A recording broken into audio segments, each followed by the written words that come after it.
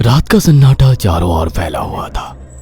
Truck highway पूरा सुनसान था। चारों ओर ठंड से हाड़ कपा देने वाली ठंड चल रही थी। हाईवे के चारों ओर घना जंगल था। उसी हाईवे पर एक मर्सिडीज दौड़ रही थी। उसमें 3 लोग सवार थे, राहुल, निधि और उनकी 10 साल की बेटी तानिया। राहुल अपने दोस्त सैफ के घर ईद की पार्टी में शामिल होने के लिए गया था और पार्टी करके घर लौट रहा था। निधि ने मुस्कुराकर ड्राइव करते हुए राहुल से कहा, कुछ भी कहो राहुल, आज तो ईद की पार्टी में मजा आ गया। हाँ, मेरा दोस्त बहुत ही बिंदास और हंसी मजाक करने वाला व्यक्ति है। मैंने देखा उसके घर पर शहर की एक से एक बड़ी हस्ती थी, मगर फिर भी वो उन सबको इग्नोर करके हमें इम्पोर्टेंस दे रहा था। हाँ, देगा क्यों नहीं, आखिर मेरा दोस्त जो है। सच में राहुल, अमेरिका से इंडिया लौटकर बहुत अच्छा फील हो रहा है। वैसे तुम्हारा दोस्त सचिन अभी तक नहीं आया अमेरिका से? निधि की बात सुनकर राहुल चौंक कर बोला, ओह शिट यार, उसका फोन आया था कि वो इंडिया आ रहा है। उसने बोला था कि मुझे एयरपोर्ट पर पिक कर ले। निधि बहुत नाराज होगा वो। कोई बात नहीं, उससे बोल देना कि तुम्हें बिल्कुल याद नहीं रहा, और फिर तुम्हें सैफ की इनवाइट की हुई ईद पार्टी में भी तो शामिल होना था। निधि ने इतना बोला ही था कि उसकी बेटी तानिया ने अपनी माँ की ओर देखकर कहा, मुझे भूख लगी है माँ, और प्यास भी। तानिया की बात पर निधि ने बुरा सा मुंह बनाकर उसकी ओर देखकर कहा, पार्टी में तो इतना खाया था तुमने, फिर भी भूख लगी है। निधि की बात पर तानिया ने मासूम सा चेहरा बनाकर कहा, कोई बात नहीं मम्मी, मुझे पानी ही पिला दीजिए। कितनी बार बोला है मुझे मम्मी मत बोला करो। पानी अभी नहीं है, आगे जाकर कोई शॉप पड़ेगी तो बोतल खरीद के दे दूंगी। निधि की बात पर राहुल ने मुस्कुराकर कहा, छोटी बच्ची है निधि, इतना नाराज होना सही नहीं है। राहुल ने इतना कहा ही था कि अचानक एक काली परछाई राहुल की कार के सामने आकर खड़ी हो गई। राहुल के पैर अचानक ब्रेक पर पड़ गए। गाड़ी तेज रफ्तार में थी। ब्रेक अचानक लगने से पलटते पलटते बाल बाल बची थी। राहुल के चेहरे पर भयानक ठंडी में भी पसीने की बूंद टपकने लगी। वो दोनों कार से बाहर निकल आए। निधि ने डरते हुए कहा, आखिर कौन था ये? ऐसा लगा जैसे कि कोई भयानक काली परछाई मेरे कार के सामने आकर खड़ी हो गई हो। वो दोनों काली रात के सन्नाटे में इधर उधर देखने लगे। तभी निधि को एक घने पेड़ के पास तो चमकीली हुई आंखें दिखाई दी। उसकी आंखें बिल्कुल भेड़ियों की तरह लग रही थी। निधि ने चीखते हुए राहुल से कहा, राहुल देखो कौन है वो, जल्दी से गाड़ी में बैठो, मुझे बहुत डर लग रहा है। राहुल ने उस तरफ देखा तो उसके रोंगटे खड़े हो गए। वो दोनों गाड़ी के अंदर बैठने ही वाले थे कि अचानक एक अजीब सा चेहरा वाला भयानक सा आदमी बिजली की रफ्तार से उनके सामने आकर खड़ा हो गया। राहुल ने देखा कि उसका चेहरा बिल्कुल सड़ा हुआ था और उसकी आंखें भेड़िए की तरह चमक रही थी। उसके लंबे लंबे बाल उसके कंधे तक आ रहे थे और उसके दांत भेड़िए की तरह बाहर की ओर निकल रहे थे। हाथों की जगह नुकीले पंजे थे। राहुल को देखकर अजीब से अंदाज में हंसने लगा, मगर जैसे ही राहुल की नजर उसके कपड़ों पर गई, राहुल की आंखें फटी की फटी रह गई। वो हकलाते हुए बोला, भाईजान, भाईजान, मुझे माफ कर दो, मुझे छोड़ दो। राहुल ने इतना कहा ही था कि अचानक उस अजीब से देखने वाले भयानक आदमी ने अपने पंजों से राहुल की गर्दन कसकर पकड़ ली और एक ही सेकंड में उखाड़ कर जमीन पर फेंक दी। राहुल के धड़ से लाल रंग का खून का फुहारा फूट पड़ा। इस भयानक मंजर को देखकर निधि के गले से एक जोरदार चीख निकल गई। निधि इससे पहले भागती कि अचानक उस भयानक दिखने वाले आदमी ने निधि को पकड़ लिया और अपने नुकीले पंजे उसके पेट में गड़ा दिए और उसकी अतड़ियां बाहर निकाल दी। निधि की एक दिल दहला देने वाली चीख सन्नाटे को चीर गई। अचानक हवा का एक बवंडर उठा और वो भयानक सा दिखने वाला व्यक्ति देखते ही देखते बवंडर के साथ गायब हो गया। तानिया ने डरते डरते निधि के मोबाइल से पुलिस और सैफ को बुला लिया और कुछ ही देर में वहां चारों ओर पुलिस की गाड़ियां थी। पुलिस ने राहुल के दोनों दोस्त सैफ और सचिन को वहीं बुला लिया।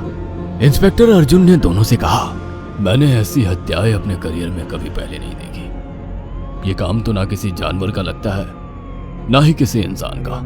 सचिन कपकपाती हुई आवाज में बोला, आप कहना क्या चाहते हैं? कुछ कह नहीं सकता।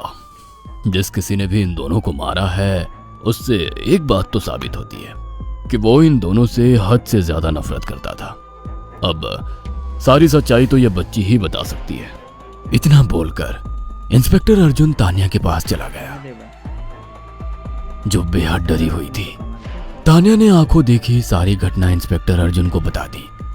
तानिया की बात सुनकर इंस्पेक्टर अर्जुन कंफ्यूज चेहरा लेकर मोबाइल पर किसी से बात करने लगे। सचिन इंस्पेक्टर के पास आ गया और सैफ भी डरता हुआ इंस्पेक्टर अर्जुन के पास आकर बोला, क्या हुआ इंस्पेक्टर? तानिया ने क्या बताया? उसने जो बताया वो काबिले यकीन नहीं है। उसकी बात पर किसी भी तरह से यकीन नहीं किया जा सकता। फिर भी कुछ तो बताया इंस्पेक्टर। हाँ, उस बच्ची के मुताबिक एक भूत ने निधि और राहुल को बड़ी बेदर्दी से मारा है। इंस्पेक्टर की बात सुनकर दोनों बुरी तरह से चौंक गए। क्या मतलब है इस बात का? बच्ची बेहद डरी हुई है। हम आगे की तफ्तीश जारी रखेंगे। निधि और राहुल तो चले गए, अब तानिया को मैं रख लूंगा। नहीं, राहुल मेरा अच्छा दोस्त था। तानिया अब मेरे साथ रहेगी।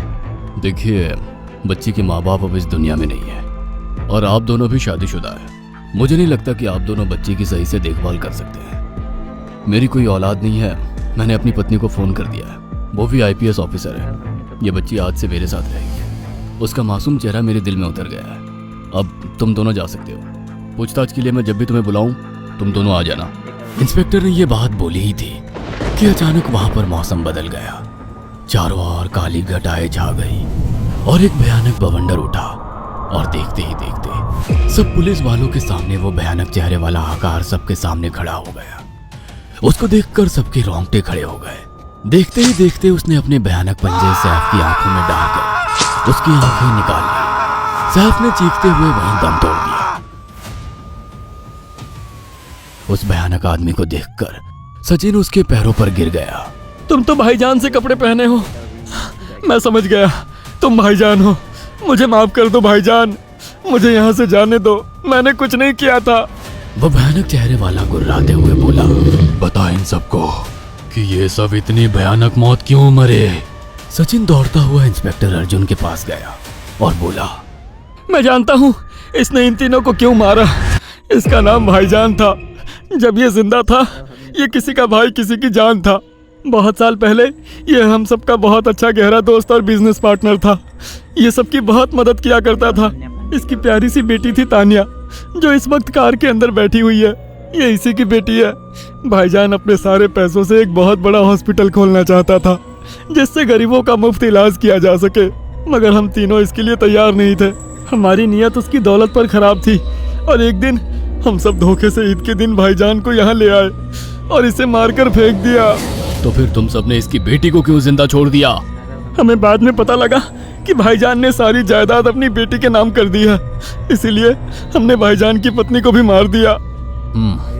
और तानिया का तुम 18 साल की उम्र पूरी करने का इंतजार कर रहे थे ताकि सारी जायदाद अपने नाम करा सको और बाद में उसे भी ठिकाने लगा सको। इसी के लिए तुम दोनों इस मासूम बच्ची को अपने साथ रखने की जिद कर रहे थे। जी, आपने बिल्कुल सही कहा। हम तानिया को भी इसी जगह लाकर मार देते।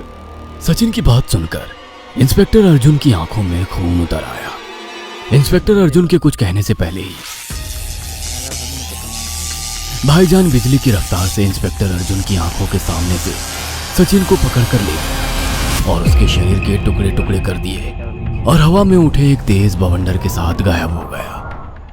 सारी घटना इंस्पेक्टर अर्जुन की आंखों के सामने हुई थी। तानिया को इंस्पेक्टर अर्जुन और उसकी पत्नी ने अपनी बेटी की तरह पाला। अगर आपको हमारी ये कहानी पसंद आई हो तो इसे लाइक और शेयर करना ना भूलें। साथ ही ऐसी और नई कहानियों के अपडेट्स पाने के लिए